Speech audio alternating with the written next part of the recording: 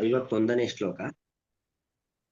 ಯಶ್ಚಿಂತ್ಯತೆ ಪ್ರಯತಪಾಣಿಭಿರಧ್ವರಾಗ್ನೌ ತ್ರಯಾ ನಿರುಕ್ತ ವಿಧಿನ ಸ್ವಹವಿರ್ಗೃಹೀತ್ವಾ ಅಧ್ಯಾತ್ಮಯೋಗ ಉತ ಯೋಗಿಭಿರಾತ್ಮಮಾಯಾ ಜಿಜ್ಞಾಸಭಿಃ ಪರಮ ಭಾಗವತೈಃ ಪರಿಷ್ಟಃ. ಯಃ ಚಿಂತ್ಯತೆ ಪ್ರಯತಪಾಣಿಭಿಃ ಅಧ್ವರಾಗ್ನೌ ತ್ರಯ್ಯಾ ನಿರುಕ್ತ ವಿಧಿನ ಸ್ವಹವಿಃ ಗೃಹೀತ್ವಾ ಅಧ್ಯಾತ್ಮಯೋಗಃ ಉತ ಯೋಗಿಭಿಃ ಆತ್ಮಮಾಯಾ ಜಿಜ್ಞಾಸುಭಿಃ ಪರಮ ಭಾಗವತೈಃ ಪರಿಷ್ಟಃ. ಅಂದ್ರೆ ಅನೇಕ ಸಾಧಕರು, ಒಬ್ಬೊಬ್ಬ ಸಾಧಕರು ನಿನ್ನನ್ನ ಒಂದೊಂದು ರೀತಿಯಲ್ಲಿ ಆರಾಧನೆ ಮಾಡ್ತಾರೆ ಅನ್ನೋದನ್ನ ಅಲ್ಲಿ ಎಲ್ಲ ದೇವತೆಗಳು ಕೊನೆಗೆ ಶ್ರೀ ಕೃಷ್ಣಾವತಾರ ಪರಿಸಮಾಪ್ತಿಯ ಸಂದರ್ಭದಲ್ಲಿ ಆ ದೇವತೆಗಳು ಭಗವಂತನನ್ನ ಸ್ತೋತ್ರ ಮಾಡತಕ್ಕಂಥ ಒಂದು ಸಂದರ್ಭ. ಅಲ್ಲಿ ಬಂದಿರತಕ್ಕಂಥ ಮಾತು, ನೀನು ಈ ನಿತ್ಯಾಗ್ನಿಹೋತ್ರಿಗಳು ಅಂತ ಇರ್ತಾರೆ, ಆ ಯಜ್ಞಯಾಗವನ್ನ ಮಾಡ್ತಕ್ಕಂಥ ನಿತ್ಯ ಯಜ್ಞವನ್ನ ಮಾಡ್ತಕ್ಕಂಥವ್ರು, ಅವರು ಏನು ಶಾಸ್ತ್ರದಲ್ಲಿ ಪುರಾಣದಲ್ಲಿ ವೇದದಲ್ಲಿ ಹೇಳಿರ್ತಕ್ಕಂಥ ವಿಧಿಗಳಿದೆ, ಆ ವಿಧಿಗಳ ಮೂಲಕವಾಗಿ ಅವರು ಅಗ್ನಿಯಲ್ಲಿ ಆಹುತಿಯನ್ನು ಕೊಡ್ತಾರೆ. ಆ ಆಹುತಿಯನ್ನು ಕೊಡೋದು ಯಾರಿಗೆ? ನಿನಗೆ ಕೊಡುವಂಥದ್ದು. ಅಹಂ ಹಿ ಸರ್ವಯಜ್ಞಾನಾಂ ಭೋಕ್ತಾಚ ಪ್ರಭುರೇವಚ, ಸಕಲ ಯಜ್ಞಗಳ ಭೋಕ್ತೃ ನಾನೇ ಅಂತ ಕೃಷ್ಣಗೀತೆಯಲ್ಲಿ ಹೇಳ್ತಾನಲ್ವಾ. ಹಾಗಾಗಿ ಸಕಲ ಯಜ್ಞಗಳ ಭೋಕ್ತೃ ಆಗಿದ್ದುಕೊಂಡು ನೀನೇ ಎಲ್ಲವನ್ನು ಸ್ವೀಕಾರ ಮಾಡ್ತೀಯ. ಅದು ಹೇಗೆ? ನಿರುಕ್ತ ವಿಧಿನ. ನಿರುಕ್ತ ಅಂತ ಹೇಳಿದ್ರೆ ಶಿಕ್ಷಾ ವ್ಯಾಕರಣಂ ಚಂದೋ ನಿರುಕ್ತಂ ಜ್ಯೋತಿಷಂ ತಥಾ ಕಲ್ಪಶ್ಚೇತಿ ಷಡಂಗಾನಿ ಅಂತ. ವೇದದ ಒಂದು ಅಂಗ ನಿರುಕ್ತ. ಈಗ ಹೇಗೆ ವ್ಯಾಕರಣ ಅದು ವೇದದ ಒಂದು ಅಂಗ, ಜ್ಯೋತಿಷ್ಯ ಅದು ವೇದದ ಒಂದು ಅಂಗ. ಈಗ ಅಂದ್ರೆ ವೇದವನ್ನ ನಾವು ಅರ್ಥ ಮಾಡ್ಕೊಳ್ಬೇಕಾದ್ರೆ ವೇದ ಅಧ್ಯಯನ ಒಂದು, ಮತ್ತು ವೇದವನ್ನ ಅರ್ಥ ಮಾಡ್ಕೊಳ್ಬೇಕು ಅಂತ ಆದ್ರೆ ಎಲ್ಲವೂ ಕೂಡ ಇರ್ತಕ್ಕಂಥ ಬೇರೆ ಬೇರೆ ಗ್ರಂಥಗಳು ವೇದಾಂಗ. ಹಾಗಾಗಿ ಆ ವೇದಾಂಗದ ಮೂಲಕವಾಗಿ ಏನ್ ಮಾಡ್ತಾರೋ ಎಲ್ಲರೂ ಕೂಡ ನಿನ್ನನ್ನ ಆರಾಧನೆ ಮಾಡ್ತಾರೆ. ನಿರುಕ್ತ ವಿಧಿನ, ಆ ವೇದಕ್ಕೆ ಸಂಬಂಧಪಟ್ಟಂತೆ ನಿರುಕ್ತ ಅದನ್ನ ಏನ್ ಹೇಳುತ್ತೋ ಅದಕ್ಕೆ ಅನುಗುಣವಾಗಿ ಏನ್ ಮಾಡ್ತಾರೆ, ಎಲ್ಲರೂ ಕೂಡ ನಿನ್ನನ್ನ ಆರಾಧಿಸುತ್ತಾರೆ. ಅಧ್ಯಾತ್ಮ ಯೋಗ, ಇನ್ನು ಅಧ್ಯಾತ್ಮ ಯೋಗ ಯೋಗಿಭಿಹಿ, ಯೋಗಿಗಳಾಗ್ಬೇಕಾದ್ರೆ ಜ್ಞಾನ ಯೋಗಿಗಳು ಅಂತ ಅರ್ಥ. ಅವರೆಲ್ಲರೂ ಕೂಡ ಭಾಗವತರು ಶಬ್ದಕರ್ತ ಏನು? ಭಗವತ್ ಭಕ್ತರು ಅಂತ ಅರ್ಥ. ನಿನ್ನ ಭಕ್ತರಾಗಿದ್ದುಕೊಂಡಾಗಿ ಅಧ್ಯಾತ್ಮ ಯೋಗ ಅಂದ್ರೆ ಧ್ಯಾನ ಕಾಲದವಾಗಿ ಧ್ಯಾನದ ಸಂದರ್ಭದಲ್ಲಿ ಅಧ್ಯಾತ್ಮ ಯೋಗ ಅಂದ್ರೆ ಆತ್ಮನಃ ಅಧಿ ಇತಿ ಅಧ್ಯಾತ್ಮಂ, ತನ್ನೊಳಗೆ ಇರತಕ್ಕಂಥ ವಿಭರೂಪಿಯಾಗಿರ್ತಕ್ಕಂಥ ಭಗವಂತನನ್ನೇನ್ ಮಾಡ್ತಾರೆ? ಧ್ಯಾನವನ್ನ ಮಾಡ್ತಾರೆ. ಹೀಗೆ ಪರಮ ಭಾಗವತೈ ಪರಿನಿಷ್ಠ, ಪರಮ ಭಾಗವತರು ಅಂದ್ರೆ ದೊಡ್ಡ ಭಗವದ್ ಭಕ್ತರು. ಆ ಭಗವದ್ ಭಕ್ತರಿಂದಾಗಿ ಆವರಿಸಲ್ಪಟ್ಟವಾಗ ಎಲ್ಲರೂ ಕೂಡ ನಿನ್ನನ್ನೇ ಆಶ್ರಯಿಸಿಕೊಂಡಿರ್ತಾರೆ. ನೀನು ಅವರೆಲ್ಲರಿಂದ ಸ್ತುತಿಸಲ್ಪಡ್ತಾ ಇದ್ದೀರಾ. ಹೀಗೆ ಹಿಂದೆ ಹೇಳಿದ್ದು ಕರ್ಮಯೋಗಿಗಳು, ಈಗ ಹೇಳ್ತಾ ಇರೋದು ಜ್ಞಾನಯೋಗಿಗಳು. ಕರ್ಮಯೋಗಿಗಳು ಅಂದ್ರೆ ಯಜ್ಞಾದಿ ಕರ್ಮದ ಮೂಲಕವಾಗಿ ನಿನ್ನನ್ನೇ ಆರಾಧಿಸ್ತಾರೆ. ಅನೇಕ ರೀತಿಯ ಯಜ್ಞಗಳನ್ನ ಮಾಡ್ತಾರೆ, ಅನೇಕ ರೀತಿಯಾದ ಯಜ್ಞಗಳ ಮೂಲಕವಾಗಿ ನಿನ್ನನ್ನೇ ಆರಾಧಿಸ್ತಾರೆ. ಜ್ಞಾನಯೋಗಿಗಳು ಧ್ಯಾನ ಮಾಡ್ತಾರೆ, ಆ ಧ್ಯಾನದ ಮೂಲಕವಾಗಿಯೂ ಕೂಡ ನಿನ್ನನ್ನೇ ಆರಾಧಿಸ್ತಾರೆ. ಅಂದ್ರೆ ಎಲ್ಲರ ಆರಾಧನೆಯ ಕ್ರಮ ಬೇರೆ ಬೇರೆ ಆದರೂ ಕೂಡ ಆರಾಧಿಸ್ತಕ್ಕಂಥ ವಸ್ತು ನೀನೊಬ್ನೇ ಆಗಿದ್ದೀಯಾ ಅಂತ ಅರ್ಥ.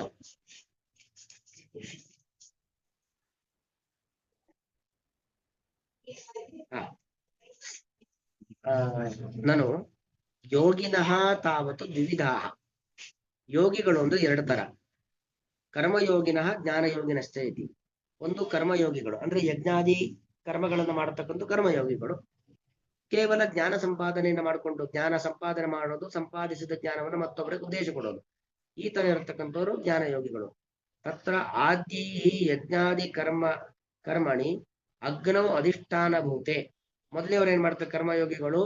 ಯಜ್ಞಾದಿ ಕರ್ಮಣಿ, ಯಜ್ಞ ಮೊದಲಾಗಿರ್ತಕ್ಕಂಥ ಯಜ್ಞದಲ್ಲೋ ನೀರಿನಲ್ಲೋ ಯಾವುದೋ ಒಂದು ಅಧಿಷ್ಠಾನವನ್ನು ಇಟ್ಟುಕೊಂಡು ಅಧಿಷ್ಠಾನಭೂತೆ, ಆ ಅಧಿಷ್ಠಾನದಲ್ಲಿ ಚತ್ವಾರಿ ಶೃಂಗ ತ್ರಯೋಸ್ಯ ಪಾದ ದ್ವೇ ಶೀರ್ಷೆ ಸಪ್ತಹಸ್ತಾಸೋಸ್ಯ ಮೃಗಃ ಬುದ್ಧೋರೋ ಶಬೋರೋರವೀತಿ ಮಹೋ ದೇವಮರ್ತ್ಯಾನ್ ಆವಿವೇಶ ಇತ್ಯಾದಿ ಮಂತ್ರಗಳನ್ನು ಹೇಳುವ ಮೂಲಕವಾಗಿ ಭಗವಂತ ನಿನಗೆ ಚತ್ವಾರಿ ಶೃಂಗ, 4 ಕೊಂಬುಗಳು, 4 ವೇದಗಳು ಈ ತರ ಎಲ್ಲ. ತ್ರಯೋ ಅಸ್ಯ ಪಾದಾಹ, ಆ 4 ವೇದಗಳಿಗೆ ಮುಖ್ಯವಾಗಿ 3 ಆಧಾರ. ಋಗ್ವೇದ ಯಜುರ್ವೇದ ಸಮವೇದ ಎಂಬುದಾಗಿ 3 ಆಧಾರಗಳು. ದ್ವೇ ಶೀರ್ಷೆ, ನಿನಗೆ 2 ತಲೆ. ಸಪ್ತಹಸ್ತ ಸಹ, ಸಪ್ತಹಸ್ತ ಅಂದ್ರೆ 7 ಕೈಗಳು. ಅದಕ್ಕೆಲ್ಲ ಬೇರೆ ಬೇರೆ ಅರ್ಥಗಳಿದ್ದಾವೆ. ಹೀಗೆ ಅಂತೂ ಭಗವಂತನನ್ನ ಚತ್ವಾರಿ ಶೃಂಗ ಇತ್ಯಾದಿ ಮಂತ್ರಗಳ ಮೂಲಕವಾಗಿ ಇತ್ಯಾದಿ ಮಂತ್ರೋದಿತ ದೇವತಾ ವಿಶೇಷ ಚಿಂತ್ಯತೆ. ಹೀಗೆ ಅನೇಕ ಮಂತ್ರಗಳ ಮೂಲಕವಾಗಿ ಮಂತ್ರ ಪ್ರತಿಪಾದ್ಯನಾಗಿರ್ತಕ್ಕಂಥ ನೀನು ಚಿಂತಿಸಲ್ಪಡುತ್ತೀಯ. ದ್ವಿತೀಯೈಸ್ತು ಜ್ಞಾನಯಜ್ಞಾಖ್ಯೇ ಕರ್ಮಣಿ ವಾಕ್ಯೇ ಮಾನಸೇವಾ ಪ್ರತಿಮಾದೌ ಅಧಿಷ್ಠಾನೆ. ಅಂದ್ರೆ ಅದು ವಾಕ್ಯ ಪೂಜೆ. ಪ್ರತಿಮೆಯನ್ನು ಮಾಡ್ಬೇಕಾದ್ರೆ ವಾಕ್ಯ ಪೂಜೆ ಅಲ್ವಾ? ಯಾವುದೊಂದು ಕೃಷ್ಣನ ರಾಮನ ಇತ್ಯಾದಿ ಪ್ರತಿಮೆಗಳನ್ನ ನಾವು ನಮ್ಮ ಮುಂದೆ ಇಟ್ಟುಕೊಂಡು ಪೂಜೆ ಮಾಡುವಂಥದ್ದು. ಅಥವಾ ಮಾನಸ ಪೂಜೆ, ಯಾವ ಪ್ರತಿಮೆನೂ ಇಲ್ಲ, ಕೇವಲ ಮನಸ್ಸು ಪೂಜೆ. ಮನಸ್ಸಿನ ಮೂಲಕವಾಗಿ ಭಗವಂತನನ್ನ ಧ್ಯಾನ ಮಾಡುವಂಥದ್ದು. ಸಮದ್ಭುತಂ ಬಾಲಕಮಂಬುಜೇ ಕ್ಷಣಂ ಚತುರ್ಭುಜಂ ಶಂಖ ಗದಾಯುಧಾಯುಧಂ ಅಥವಾ ಚತುರ್ಭುಜಂ ರೋಚಮಾನಂ ವೈಜಯಂತ್ಯಾಚ ಮಾಲಯ ಚಾರು ಪ್ರಸನ್ನ ವದನಂ ಸ್ಫುರನ್ ಮಕರ ಕುಂಡಲಂ ಎಂಬುದಾಗಿ ಶ್ಲೋಕ ಬರುತ್ತೆ. ಅಂದ್ರೆ ಭಗವಂತ 4 ಭುಜ ಇದೆ, ವೈಜಯಂತಿ ಮಾಲೆ ಇದೆ, ಸುಂದರವಾದ ನಗುವ ಮುಖ, ಮಕರ ಕುಂಡಲವನ್ನು ಹಾಕೊಂಡಿದ್ದಾನೆ. ಈ ತರ ಎಲ್ಲ ಸ್ತೋತ್ರ ಮಾಡ್ತಾರೆ. ಅಂತೂ ಆ ಪ್ರತಿಮಾ ಮಾಧ್ಯಮದಲ್ಲಿ ಅಥವಾ ಧ್ಯಾನಾದಿಗಳ ಮೂಲಕವಾಗಿ ಭಗವಂತನನ್ನ ಕಂಡು ಸ್ತೋತ್ರ ಮಾಡ್ತಾರೆ. ಚತುರ್ಭುಜಂ ಇತ್ಯಾದಿ ಉದಿತ ಅಪರಹ ಇಲ್ಲಿ ಕಥಂ ಏಕಮೇವ ಪ್ರತಿಪತ್ತವ್ಯಂ ಇತ್ಯತಃ ಪೂರ್ವೋಕ್ತಂ ಮಾ ವಿಸ್ಮಾರ್ಷಿ. ಅಂದ್ರೆ ಕರ್ಮಯೋಗದಿಂದ ಆರಾಧಿಸಲ್ಪಡತಕ್ಕಂಥವನು ನೀನೆ, ಜ್ಞಾನಯೋಗದಿಂದ ಆರಾಧಿಸಲ್ಪಡ್ತಕ್ಕಂಥ ನೀನೆ ಅನ್ನೋದು ಹೇಗೆ ಗೊತ್ತಾಗುತ್ತೆ? ಯಾಕಂದ್ರೆ ಅಲ್ಲಿ ಚತ್ವಾರಿ ಶೃಂಗ ತ್ರಯೋವಸ್ಯ ಪಾದ ಎಂಬುದಾಗಿ ಅಲ್ಲಿ ಅಲ್ಲಿ ಮಂತ್ರದಿಂದ ಸ್ತೋತ್ರ ಮಾಡುವಂತ ದೇವತೆಯೇ ಬೇರೆ, ಇಲ್ಲಿ ಮಂತ್ರದಿಂದ ಸ್ತೋತ್ರ ಮಾಡ್ತಕ್ಕಂಥ ದೇವತೆ ಬೇರೆ. ಅಲ್ಲಿ ಮಂತ್ರ ಬೇರೆ, ಇಲ್ಲಿ ಮಂತ್ರ ಬೇರೆ. ಹೀಗೆ ಧ್ಯಾನ ಯೋಗಕ್ಕೂ ಜ್ಞಾನಯೋಗಕ್ಕೂ ಕರ್ಮಯೋಗಕ್ಕೂ ವ್ಯತ್ಯಾಸಗಳಿದ್ದಾವಲ್ಲ ಅಂತ ಹೇಳಿದ್ರೆ, ಹಿಂದೆ ಹೇಳಿದ್ದನ್ನು ಮರೆಬೇಡಿ. ಹಿಂದೆ ಆಗ್ಲೇ ಹೇಳಿದೆ, ಎಲ್ಲಾ ದೇವತೆಗಳ ಅಂತರ್ಯಾಮಿಯೂ ಭಗವಂತನೇ, ಎಲ್ಲಾ ದೇವತೆಗಳ ಪೂಜೆಗಳು ಭಗವಂತನಿಗೆ ಸೇರ್ತಕ್ಕಂಥದ್ದು. ಯಶ್ಚಿತ್ಯತೆ ಇತಿ ತ್ರಯ್ಯ ಅಂದ್ರೆ ಶುತ್ಯ ಅಂತ ಅರ್ಥ. ಯಶ್ಚಿಂತ್ಯತೆ ಪ್ರಯತ ಪಾಣಿಭಿರಧ್ವರಾಗ್ನೋ ತ್ರಯ್ಯ ನಿರುಕ್ತ ವಿಧಿನ. ತ್ರಯ್ಯ ಅಂದ್ರೆ ಶ್ರುತಿ ಅಂತ ಅರ್ಥ, ವೇದ ಅಂತ ಅರ್ಥ. ನಿರುಕ್ತೇನ ವಿಧಿನ, ನಿರುಕ್ತ ವಿಧಿ ಶಬ್ದಕ್ಕೆ ನಿರುಕ್ತ ಅನ್ನೋದು ವೇದದ ಒಂದು ಅಂಗ. ಆ ವೇದಾಂಗವಾಗಿರ್ತಕ್ಕಂಥ ನಿರುಕ್ತದಲ್ಲಿ ಹೇಳಿದ್ದಾರೆ. ಅದರ ಮೂಲಕವಾಗಿ ಸ್ವಹವಿರ್ ಗೃಹೀತ್ವ ಅಂದ್ರೆ ನಿನ್ನದೇ ಆಹುತಿಗಳನ್ನು ಸ್ವೀಕಾರ ಮಾಡ್ತೀಯ. ಅವರೆಲ್ಲ ಹವಿಸ್ಸನ್ನ ಅಗ್ನಿಯಲ್ಲಿ ಆಹುತಿಗಳನ್ನು ಕೊಡ್ತಾರೆ, ಅದು ಬೇರೆಯವರದಲ್ಲ, ನಿನಗೆ ಸಂಬಂಧಪಟ್ಟಂತಹ ಆಹುತಿಯನ್ನ, ನೀನೇ ಸೃಷ್ಟಿ ಮಾಡಿರ್ತಕ್ಕಂಥ ಆಹುತಿಯನ್ನ ನೀನೇನ್ ಮಾಡ್ತೀಯ? ಸ್ವೀಕಾರವನ್ನ ಮಾಡುತ್ತೀಯ. ಸ್ವಹವಿರ್ ಗೃಹೀತ್ವ ಪ್ರಯಾತ ಪಾಣಿಭಿ ಅಂದ್ರೆ ಪ್ರಯಾತ ಪಾಣಿಗಳು ಅಂದ್ರೆ ಅರ್ಥ ಪ್ರಯತ ಪಾಣಿ ಪ್ರಕೃಷ್ಟೇನ ಯತ ಅಂದ್ರೆ ಸುಮ್ಮನೆ ಏನೋ ಒಂದು ಅಗ್ನಿಯಲ್ಲಿ ಬಿಸಾಕಿರೋದು ಆಹುತಿ ಅಂತ ಕರೆಸ್ಕೊಳ್ಳೋದಿಲ್ಲ. ಭಕ್ತಿಪೂರ್ವಕವಾಗಿ ಎಡಗೈಯನ್ನ ಎದೆ ಮೇಲೆ ಇಟ್ಕೊಂಡು ಬಲಗೈಯಲ್ಲಿ ಆ ಹೋಮದ ದ್ರವ್ಯಗಳನ್ನು ಇಟ್ಟುಕೊಂಡು ಮಂತ್ರಗಳನ್ನ ಶ್ರದ್ಧೆಯಿಂದ ಹೇಳಿ ಆಮೇಲೆ ಆಹುತಿ ಹಾಕಿ. ಸುಮ್ಮನೆ ಅಗ್ನಿಗೆ ಹಾಕಿದ ಕೂಡಲೇ ಆಹುತಿ ಅಂತ ಕರೆಸ್ಕೊಳ್ಳೋದಿಲ್ಲ. ಎಡಗೈಯೇ ಎದೆ ಮೇಲೆ ಇರಬೇಕು, ಬಲಗೈಯಲ್ಲಿ ಹವನೀಯ ದ್ರವ್ಯವನ್ನು ಇಟ್ಕೊಂಡು ಮಂತ್ರ ಪೂರ್ತಿ ಹೇಳಿ, ಮಂತ್ರ ಹೇಳಿ ಮುಗಿದ ನಂತರದಲ್ಲಿ ಸ್ವಾಹಾಕಾರದ ಜೊತೆಗೆ ಆಹುತಿಯನ್ನು ಕೊಡಬೇಕಾಗಿರ್ತಕ್ಕಂಥದ್ದು. ಈ ಕ್ರಮದಲ್ಲಿ ಆಹುತಿಯನ್ನು ಹಾಕಬೇಕು. ಹೀಗೆಲ್ಲ ಪ್ರಯತ ಪಾಣಿಗಳು ಅಂದ್ರೆ ಪ್ರಕೃಷ್ಟವಾದ ಯತ್ನ, ಯತ್ನೇನ ಉದ್ಧೃತ ಹಸ್ತೈ ಯಾಜಕೈ ಯತ್ನ, ಹೀಗೆಲ್ಲ ಯತ್ನಪೂರ್ವಕವಾಗಿ ತಮ್ಮ ಕೈಯನ್ನ ಮೇಲ್ ಮಾಡಿ ಏನ್ ಮಾಡ್ತಾರೆ? ಆಹುತಿಗಳನ್ನ ಯಾಜಕರು, ಹೋಮ ಮಾಡತಕ್ಕಂಥ ಪುರೋಹಿತರು ಕೊಡ್ತಾರೆ.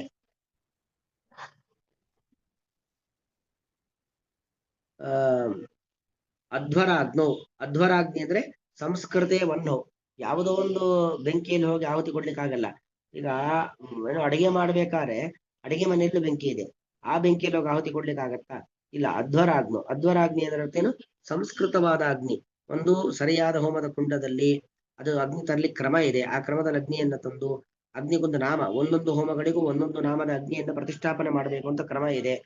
ಆ ರೀತಿಯಲ್ಲಿ ಆಯಾಯ ಅಗ್ನಿಯ ನಾಮಗಳನ್ನು ಹೇಳಿ ಪ್ರತಿಷ್ಠಾಪನೆ ಮಾಡಿ, ಹೇಗೆ ಒಂದು ಹುಟ್ಟುವ ಮಗುವಿಗೆ ಸಂಸ್ಕಾರಗಳಿದ್ದಾವೋ, ಗರ್ಭಾಧಾನ, ಪುಂಸವನ, ಸೀಮಂತ, ವಿಷ್ಣುಬಲಿ, ಜಾತಕರ್ಮ, ನಾಮಕರಣ, ಅನ್ನಪ್ರಾಶನ, ಚೌಲ, ಉಪನಯನ, ಮಹಾನಾಮ್ನಿ, ಮಹಾವ್ರತ, ಉಪನಿಷತ್ತು, ಗೋದಾನ, ವಿವಾಹ ಎಂಬುದಾಗೆಲ್ಲ ಸಂಸ್ಕಾರಗಳಿದ್ದಾವೆ. ಅದೇ ತರ ಅಗ್ನಿಗೂ ಕೂಡ ಎಲ್ಲ ಸಂಸ್ಕಾರಗಳನ್ನ ಮಾಡಬೇಕು. ಅದನ್ನ ಹೇಳೋದು ಅಧ್ವರಾಗ್ನೋ ಸಂಸ್ಕೃತೇ ಅಗ್ನೋ, ಸಂಸ್ಕರಿಸಲ್ಪಟ್ಟಂತ ಅಗ್ನಿ. ಬರೀ ಸಂಸ್ಕಾರ ಮಾಡಿದ್ರೆ ಆಗೋದಿಲ್ಲ. ವಿಷ್ಣುವಾಹುತಿ ವಿಹೀನಸ್ತು ಪೂಜಾ ಸ್ಯಾದ್ ಆಸುರ ಸಂಜ್ಞಕಂ ಅಂತ. ವಿಷ್ಣುವಿಗೆ ಸಂಬಂಧಪಟ್ಟ ಮಂತ್ರಗಳಿಂದ ಆಹುತಿ ಕೊಟ್ಟಿಲ್ಲ ಅಂತ ಆದ್ರೆ ಆ ಹೋಮ ಆಸುರ ಯಜ್ಞ ಆಗತ್ತೆ. ಅದಕ್ಕೋಸ್ಕರವಾಗಿ ವೈಷ್ಣವ ಮಂತ್ರಗಳಿಂದ ಆಹುತಿಗಳನ್ನೆಲ್ಲ ಕೊಟ್ಟು ನಂತರ ಪ್ರಧಾನ ದೇವತೆಗಳಿಗೆ ಆಹುತಿಯನ್ನು ಕೊಡ್ತೇವೆ. ಹೀಗೆ ಚತ್ವಾರಿ ಶೃಂಗ ಇತ್ಯಾದಿ ವೇದೋಕ್ತ ಪ್ರಕಾರೇಣ ಯಹ ಚಿಂತ್ಯತೆ. ವೇದ ಮಂತ್ರಗಳಿಂದಾಗಿ ನಿನ್ನನ್ನು ಆರಾಧನೆ ಮಾಡ್ತಾರೆ. ಯೋಗಿಭಿ ಉತ ಯೋಗಿಭಿಶ್ಚ. ಯೋಗಿ ಅಂದ್ರೆ ಯೋಗಿಗಳಿಂದಾಗಿ ನೀನು ಆರಾಧಿಸಲ್ಪಡ್ತೀಯ. ಅಧ್ಯಾತ್ಮ ಯೋಗೆ ಜ್ಞಾನ ಯಜ್ಞೆ ಯಹ ಪರಿಷ್ಠ ಅಂದ್ರೆ ಈ ಇಶ ಪೂಜಾಯಾಮ್ ಚೆನ್ನಾಗಿ ಪೂಜಿಸಲ್ಪಟ್ಟಂತ ಸಮ್ಯಕ್ ಪೂಜಿತ ತಸ್ಯ ತವೇತಿ ಪೂರ್ವೇಣ ಅನ್ವಯ. ಅಂದ್ರೆ ಎಲ್ಲರೂ ಕೂಡ ನಿನ್ನನ್ನೇ ಪೂಜಿಸುವವರು. ಆ ಕರ್ಮ ಇರಬಹುದು, ಜ್ಞಾನ ಇರಬಹುದು, ಎರಡೂ ಮಾರ್ಗದ ಮೂಲಕ ನಿನ್ನನ್ನೇ ಆರಾಧನೆ ಮಾಡ್ತಾರೆ. ಅಧ್ಯಾತ್ಮ ಯೋಗಿ ಜ್ಞಾನ ಯಜ್ಞೆ ಯಹ ಪರಿಷ್ಠ ಸಮ್ಯಕ್ ಪೂಜಿತ ತಸ್ಯ ತವ ಇತಿ ಪೂರ್ವೇಣ ಅನ್ವಯ. ಉಭಯ ಯೋಗಿಭಿಃ ಅಪಿ ಏಕಃ ಏವ ಧ್ಯೇಯಃ ಪೂಜ್ಯಶ್ಚ ಭಾವಃ. ಎರಡೂ ಯೋಗಿಗಳಿಂದ ಧ್ಯಾನಿಸಲ್ಪಡ್ತಕ್ಕ ನೀನೇ ಹೊರತು ಬೇರೆ ಯಾರೂ ಅಲ್ಲ. ಯಥಾಹು ತ್ರಯ್ಯಾಚ ವಿದ್ಯೆಯಾ ಕೇಚಿತ್ ತ್ವಾಂ ವೈ ವೈತಾನಿಕಾ ದ್ವಿಜಾಃ ಯಜಂತೆ ವಿತತೈರ್ಯಜ್ಞೈಃ ನಾನಾಭೂತಾಮರಾಖ್ಯಯ ಏಕೆ ತ್ವಖಿಲ ಕರ್ಮಾಣಿ ಸನ್ಯಸ್ಯ ಉಪಶಮಂ ಗತಾಃ ಜ್ಞಾನಿನೋ ಜ್ಞಾನಯಜ್ಞೇನ ಯಜಂತಿ ಜ್ಞಾನ ವಿಗ್ರಹಂ. ಭಗವಂತನನ್ನ ಯಾವ ರೀತಿಯಲ್ಲಿ ಆರಾಧನೆ ಮಾಡ್ತಾರೆ? ತ್ರಯ್ಯಾಚ ವಿದ್ಯೆಯ. ತ್ರೈವಿದ್ಯ ಅಂದ್ರೆ ಅರ್ಥ ಏನು? ವೇದೋಕ್ತವಾಗಿರ್ತಕ್ಕಂಥ ಮಂತ್ರಗಳಿಂದಾಗಿ. ಕೇಚಿತ್ವಾಂ ವೈತಾನಿಕಾ ದ್ವಿಜಾಹ. ಈಗ ವೈತಾನಿಕರು ವೇದೋಕ್ತ ಮಾರ್ಗದಿಂದಾಗಿ ನಿನ್ನನ್ನು ಆರಾಧನೆ ಮಾಡ್ತಾರೆ. ಯಜಂತೆ ವಿತತೈಹೇ ವಿಸ್ತಾರವಾದ ಯಜ್ಞಗಳ ಮೂಲಕವಾಗಿ. ನಾನಾಭೂತಾಮರಾಖ್ಯಯ, ನಾನಾ ರೂಪಿಯಾಗಿರ್ತಕ್ಕಂಥ ಅಮರಾಖ್ಯಯ, ನಾನಾಭೂತಾಂ ಅಮರಾಖ್ಯಯ, ಅನೇಕ ದೇವತೆಗಳ ಸ್ವರೂಪ ನೀನು ಎಂಬುದಾಗಿ ನಿನ್ನನ್ನು ಆರಾಧನೆ ಮಾಡ್ತಾರೆ. ಏಕೇತು ಅಖಿಲ ಕರ್ಮಾಣಿ. ಇನ್ನು ಕೆಲವರಾಗಬೇಕಾದ್ರೆ ಸನ್ಯಸ್ಯ ಉಪಶಮಂ ಗತಾಃ. ಎಲ್ಲವನ್ನೂ ಸನ್ಯಸ್ಯ ಅಂದ್ರೆ ಶ್ರೀ ಕೃಷ್ಣಾರ್ಪಣ ವಸ್ತು ಎಂಬುದಾಗಿ ಪ್ರತಿ ಒಂದು ಕ್ರಿಯೆಯನ್ನು ಕೂಡ ಭಗವಂತನಲ್ಲೇ ಅರ್ಪಣೆಯನ್ನ ಮಾಡಿ, ಜ್ಞಾನಿನೋ ಜ್ಞಾನ ಯಜ್ಞೇನ, ಜ್ಞಾನಿಗಳು ಜ್ಞಾನ ಎಂಬತಕ್ಕಂಥ ಯಜ್ಞದ ಮೂಲಕವಾಗಿ ಯಜಂತಿ ಜ್ಞಾನ ವಿಗ್ರಹಂ. ಜ್ಞಾನವೇ ವಿಗ್ರಹ ಅಂದ್ರೆ ಸ್ವರೂಪ ಅಂತ ಅರ್ಥ. ಜ್ಞಾನವೇ ಸ್ವರೂಪವಾಗಿರ್ತಕ್ಕಂಥ ಭಗವಂತನನ್ನ ಆರಾಧನೆ ಮಾಡ್ತಾರೆ. ಅಲ್ಲಿ ಸನ್ಯಸ್ಯ ಉಪಶಮಂ ಗತಾಃ. ಉಪಶಮ ಅಂದ್ರೆ ಅರ್ಥ ಏನು? ಸರ್ವೋತ್ತಮನಾಗಿರ್ತಕ್ಕಂಥ ನಿನ್ನಲ್ಲಿ ಒಂದು ನಿಷ್ಠೆ ಅಂತ ಅರ್ಥ. ಉಪಶಮಂ ಗತ, ಉಪಶಮವನ್ನು ಹೊಂದಿದವರಾಗಿ ಅದರ ಅರ್ಥ ಏನು? ಸರ್ವೋತ್ತಮನಾಗಿರ್ತಕ್ಕಂತಹ ನಿನ್ನಲ್ಲಿ ಪರಿಪೂರ್ಣವಾಗಿರ್ತಕ್ಕಂಥ ನಂಬಿಕೆ, ಇವನೇ ನಮ್ಮನ್ನ ಕಾಪಾಡತಕ್ಕಂಥವ್ರು ಎಂತಕ್ಕಂಥ ನಂಬಿಕೆಯನ್ನು ಇಟ್ಟವರಾಗಿ ಅಂತ ಅರ್ಥ. ಉಪಶಮಂ ಗತಾಃ. ಹೀಗೆ ಸಕಲ ಯಜ್ಞಗಳ ಮೂಲಕವಾಗಿ ಆರಾಧಿಸಲ್ಪಡ್ತಕ್ಕಂಥವನದು ಯಾರದು? ಅದು ನೀನೇ. ಯಾವ ಭಗವಂತನು ಪ್ರಯತ ಪಾಣಿಭಿ, ಪ್ರಕೃಷ್ಟವಾದ ಯತ್ನಪೂರ್ವಕವಾಗಿರ್ತಕ್ಕಂತಹ ಕೈಗಳಿಂದಾಗಿ ಅಗ್ನೌ ಅಂದ್ರೆ ಸಂಸ್ಕಾರ ಮಾಡಲ್ಪಟ್ಟಂತಹ ವೈಷ್ಣವಾಗ್ನಿಯಲ್ಲಿ ನಿರುಕ್ತ ವಿಧಿನ, ವೇದಾಂಗವಾಗಿರ್ತಕ್ಕಂಥ ನಿರುಕ್ತದಲ್ಲಿ ಹೇಳಲ್ಪಟ್ಟ ವಿಧಿಯಿಂದಾಗಿ ತ್ರಯ್ಯ ಋಗ್ವೇದ, ಯಜುರ್ವೇದ, ಸಾಮವೇದ ಎಂಬ ವೇದತ್ರಯಗಳಿಂದಾಗಿ ಸ್ವಹವಿರ್ ಗೃಹೀತ್ವ, ಸ್ವತಂತ್ರನಾದ ಭಗವಂತನಿಗೆ ಸಂಬಂಧಪಟ್ಟ ಹವಿರ್ಭಾಗಗಳನ್ನ ಕೊಡುವವರಾಗಿ, ಕೈಯಲ್ಲಿ ಹಿಡಿದವರಾಗಿ ಭವಾನ್ ಚಿಂತ್ಯತೆ, ನೀನು ಚಿಂತಿಸಲ್ಪಡುತ್ತೆ. ಅಂದ್ರೆ ಕರ್ಮಯೋಗಿಗಳು ನಿನ್ನನ್ನ ಆರಾಧಿಸುತ್ತಾರೆ. ಇನ್ನು ಉತ ಅಥವಾ ಇನ್ನೊಂದು ರೀತಿಯಲ್ಲಿ ಅಧ್ಯಾತ್ಮ ಸಾಧನೆಯಲ್ಲಿ ಅಂದ್ರೆ ಧ್ಯಾನ, ಧ್ಯಾನ ಸಾಧನೆಯಲ್ಲಿ ಯೋಗಿಗಳಿಂದಾಗಿ. ಆ ಯೋಗಿಗಳೆಂತವರು? ಅವ್ರಿಗೆ ವಿಶೇಷಣ ಆತ್ಮಮಾಯ ಜಿಜ್ಞಾಸುನಿ. ಆತ್ಮ ಅಂದ್ರೆ ಭಗವಂತ ಪರಮಾತ್ಮ. ಅವನ ಮಾಯ ಅಂದ್ರೆ ಯಾವುದು? ಭಗವಂತನ ಶಕ್ತಿ. ಭಗವಂತನ ಶಕ್ತಿಯಿಂದಾಗಿ ಶಕ್ತಿಯನ್ನ ತಿಳಿಯುವ ಇಚ್ಛೆ ಉಳ್ಳಂತಹ ಪರಮ ಭಾಗವತೈ ಯೋಗಿಭಿ, ಪರಮ ಭಗವದ್ ಭಕ್ತರಾಗಿರ್ತಕ್ಕಂಥ ಯೋಗಿಗಳಿಂದಾಗಿ ಪರಿಷ್ಠ ಸುತ್ತುವರಿಯಲ್ಪಟ್ಟವನಾಗಿ ಅಥವಾ ಪೂಜಿಸಲ್ಪಟ್ಟವನಾಗಿ ನೀನು ಚಿಂತಿಸಲ್ಪಡುತ್ತೀಯ. ಅಂದ್ರೆ ಒಟ್ಟರ್ಥ ಕರ್ಮಯೋಗಿಗಳಿಂದಲೂ ಜ್ಞಾನಯೋಗಿಗಳಿಂದಲೂ ನೀನೇ ಆರಾಧಿಸಲ್ಪಡ್ತಾ ಇದ್ದೀಯ. ಕರ್ಮಯೋಗಿಗಳಿಂದ ಪೂಜ್ಯನಾದವನು ಬೇರೆ, ಜ್ಞಾನಯೋಗಿಗಳಿಂದ ಪೂಜ್ಯನಾದವನು ಬೇರೆ ಅಲ್ಲ. ಎಲ್ಲರಿಂದಲೂ ಪೂಜಿಸಲ್ಪಡೋ ನೀನೊಬ್ನೇ. ಯಶ್ಚಿಂತ್ಯತೆ ಪ್ರಯತ ಪಾಣಿಭಿರಧ್ವರಾಗ್ನೋ ತ್ರಯ್ಯಾ ನಿರುಕ್ತ ವಿಧಿನ ಸ್ವಹವಿರ್ಗೃಹೀತ್ವಾ ಅಧ್ಯಾತ್ಮ ಯೋಗ ಉತ ಯೋಗಿಭಿರಾತ್ಮ ಮಾಯಾ ಜಿಜ್ಞಾಸಭಿ ಪರಮ ಭಾಗವತೈ ಪರಿಷ್ಠಃ. ಕೃಷ್ಣಾರ್ಪಣಮಸ್ತು.